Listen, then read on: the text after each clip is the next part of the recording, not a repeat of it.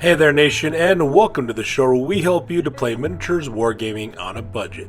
It is I, Commander Cheapskate, and welcome to Cheap Shots, the ultimate series for miniature wargamers who want to paint stunning tabletop quality miniatures without breaking the bank.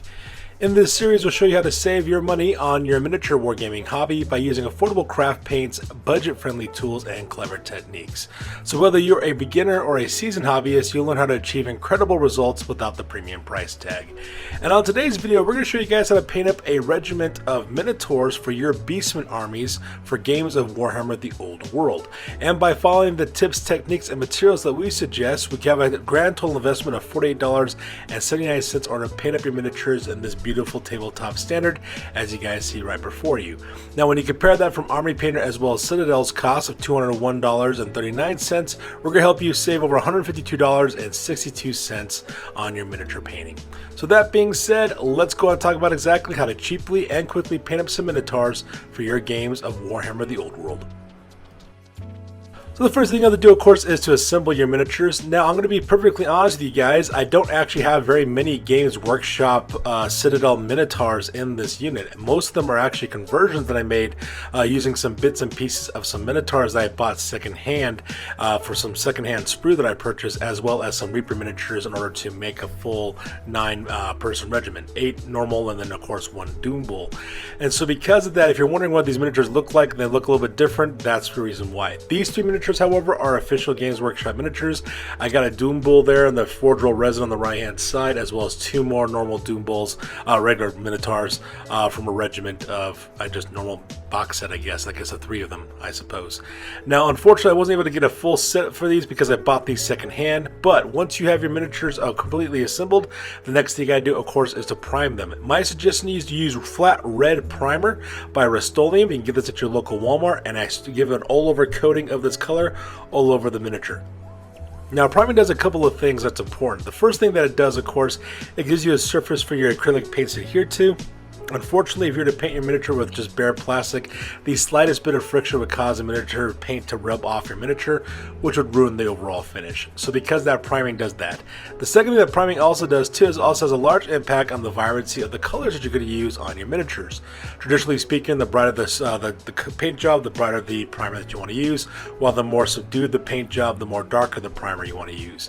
In this situation, I'm just going to paint these miniatures up very quickly, and this flat red primer does a beautiful job of looking like a reddish brown color that we use on a lot of the Beastmen miniatures in the studio's collection. So that way all I gotta do is do some dry brushing real quick, and most of the miniatures completely painted, and all I really have to do is focus on the finer details.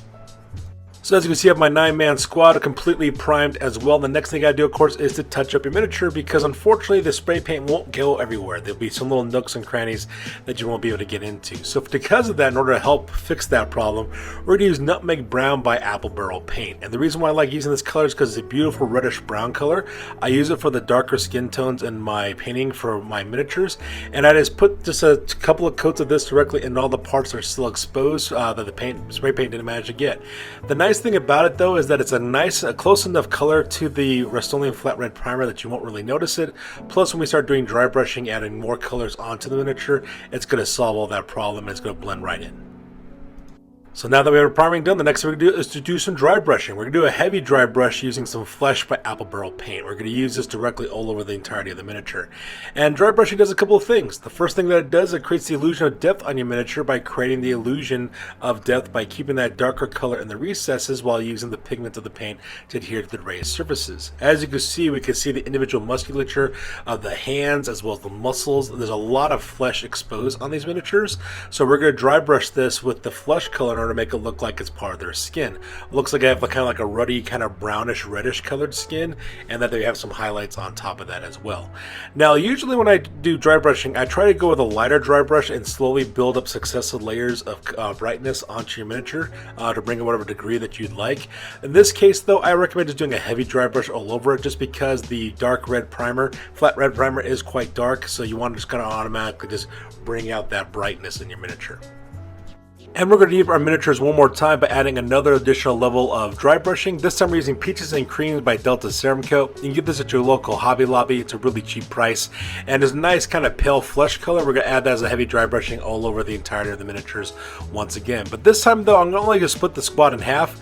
As you can see, I got 5 miniatures I'm actually doing this with the Peaches and Creams. That way I have a darker skin tone with half of the squad, while the other half of the squad have like this little bit of a lighter skin tone. Just to add some color variety to my miniatures. So that being done, the next major detail we're going to work on is some of the horns, as well as the teeth, as well as some of the bones and skulls and fangs that are on these miniatures. And to bring out those details, of a lot of those bone details, we're going to pick this out in 2 thin layers of light mocha by Apple Barrel Paint.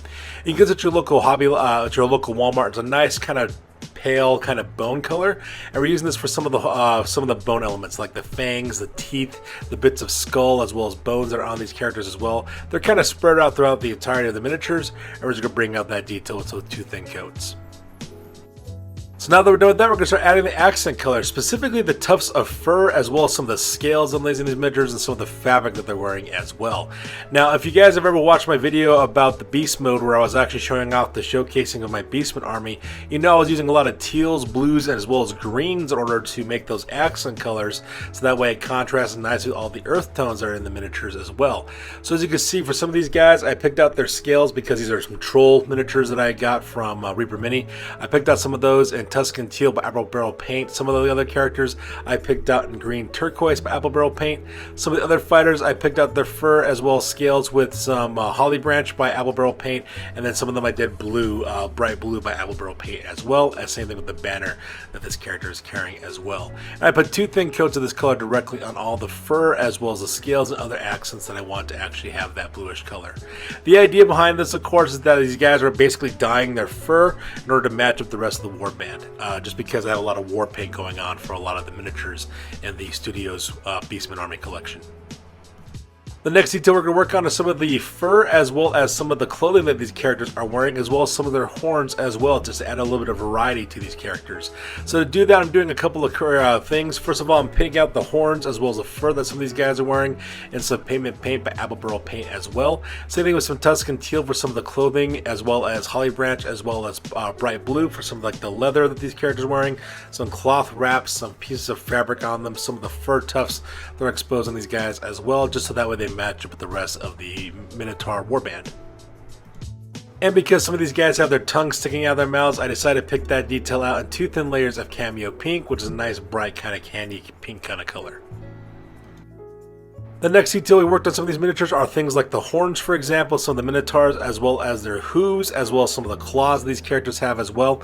To bring out those details, we're going to paint those in 2 thin layers of pigment paint, so things like the tusks, the horns, the hooves, as well as the claws these characters have.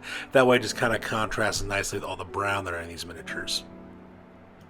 So as you can see in this photo, the regiment is coming along nicely. So the next thing we're going to be working on next is on the pieces of wood that's in these miniatures. So a lot of these guys are carrying clubs, blades, axes, all kinds of different things. So to bring out those wood elements, we're using 2 thin layers of Burnt Umber by Apple Barrel Paint. It's a beautiful dark brown color that you get at your local Walmart. We're just going to paint all the wood that these characters are carrying, like their clubs and such, in 2 thin layers of that, so that way you can bring out that detail. Now, if you notice, up to this point, I have not done any dry brushing, and the reason why is because I was feeling kind of lazy, just because I was doing a lot of painting at the time with these Beastmen. So I decided to use one single color for all the dry brushing and all the details that we did in the various shades of blue, green, as well as burnt umber and pavement that we did earlier. And we're going to use Pale Gray by Folk Art. We're just going to give it once over on all those details that we painted up earlier, just to give these guys kind of like a weathered and worn look for these miniatures. It also brings out a lot of those details. So things like the tufts of fur, you can see the individual grains of fur, the grains of hair within their horns, as well as their tusks and as well as the claws. Same thing with the clothing that they're wearing, as well as the weapons that they're also carrying. So with that detail taken care of, the next thing I got to work on is all the metallic colors on these miniatures. And I usually use the metallic colors at the very last step of the painting process, just because I don't want to contaminate my rinse water with flecks of metal paint. So I use basically 4 major colors in order to paint these details. I use Folk Arts Copper, as well as Folk Arts Gunmetal Gray. That's for all the copper as well as for the silver pieces on these miniature. For the bronze and brass pieces, I used Anita's Acrylic Aged Copper, and then I also used Deco Arts Emperor rose gold for all the gold elements on these miniatures as well. You get these at your local Walmart as well as Hobby Lobby for those colors. So all the details I did in silver, so things like the armor, for example, the blades of their weapons, as well as some of the arm greaves and leg greaves that they have, I picked out on gunmetal gray.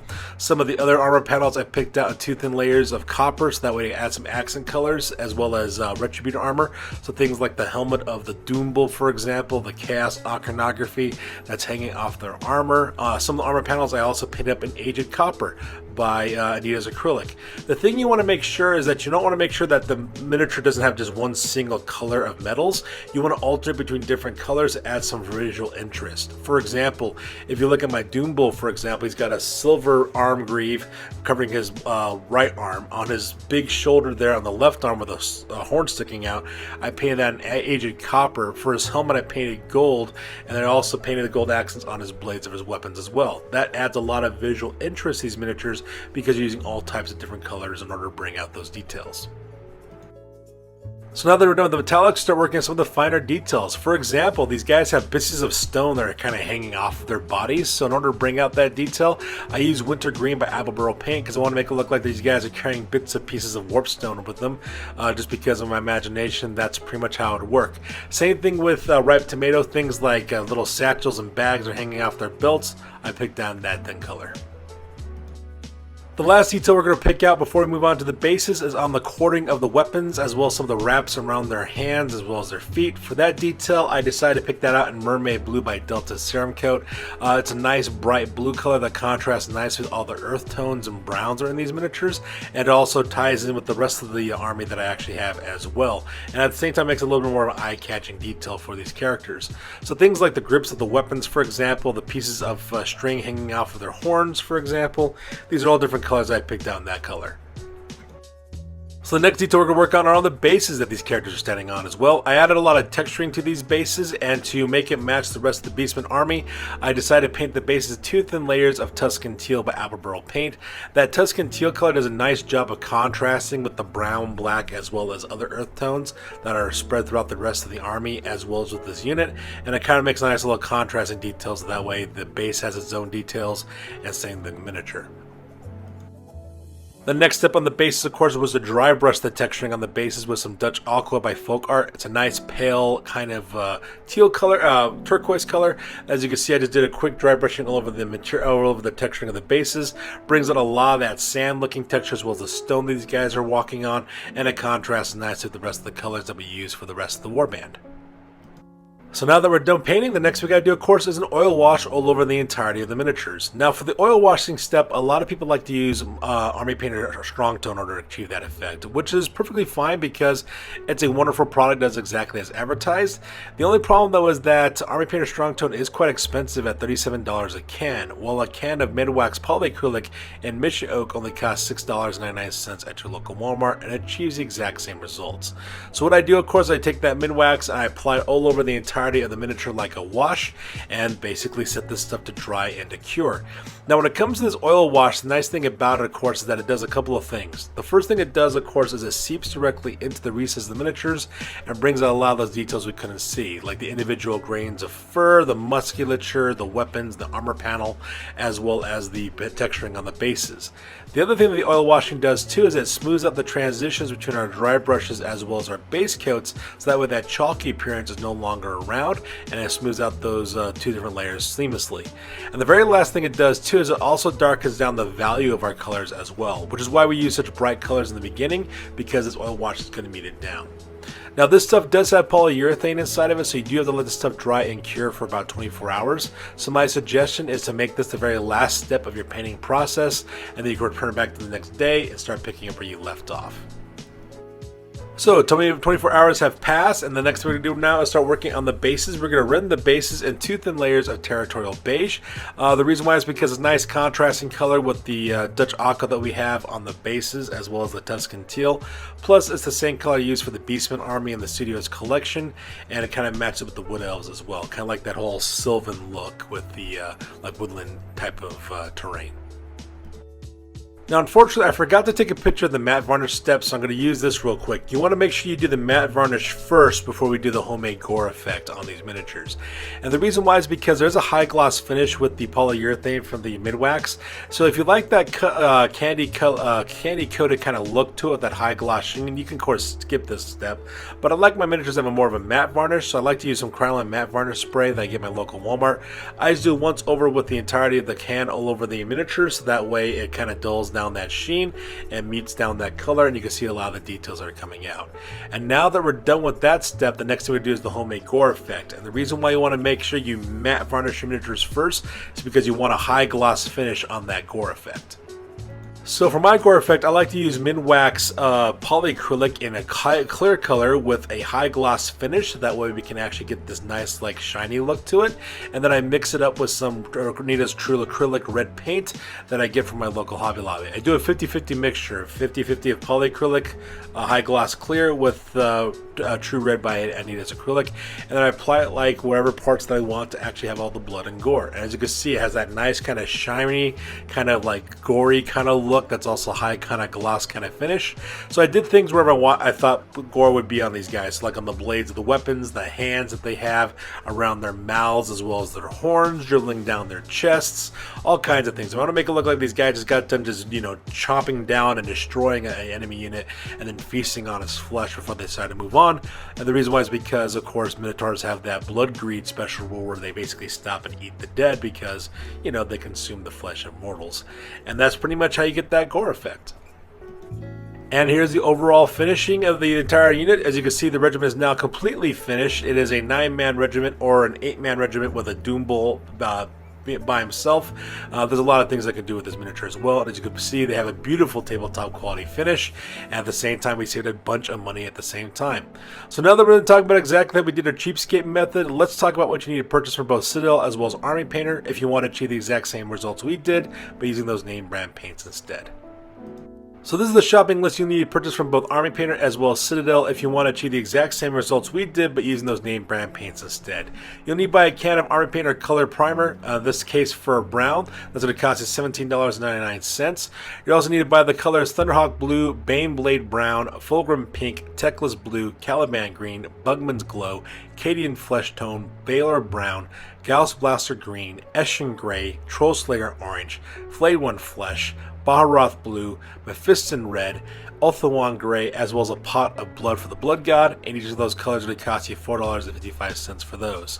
You also need to buy a pot of Wildwood, Pterodon Turquoise, Brass Scorpion, Leadbelcher, Screaming Bell, Aethermatic Blue, as well as Retributor Armor, and each of those colors cost $7.80 for those. You need to buy a can of Army Painter Strong Tone if you want to do the oil wash. It's going to cost you $32 for that, as well as a can of Minotaurian Varnish for $24 if you want to have a matte finish on your miniatures as well. So, assuming that you're purchasing everything on this list for the very first time, you're going to talk about a grand total investment of $201.39 on our paint of your miniatures the same way we did, but using those name brand paints instead. When you subtract it from our cheapskate total of $48.79, you end up with a grand total savings of $152.60. So there you guys have it. If you're looking for a way to save some money on the miniatures wargaming hobby, may I suggest switching to cheaper craft paints. After all, you achieve similar results at a fraction of the price, and at the same time they look stunning on the tabletop as well. So that's good for this video, you guys. As always, please feel free to like, comment, and or subscribe. I am Commander Cheapskate. I will catch you guys next one. Peace out and stay classy.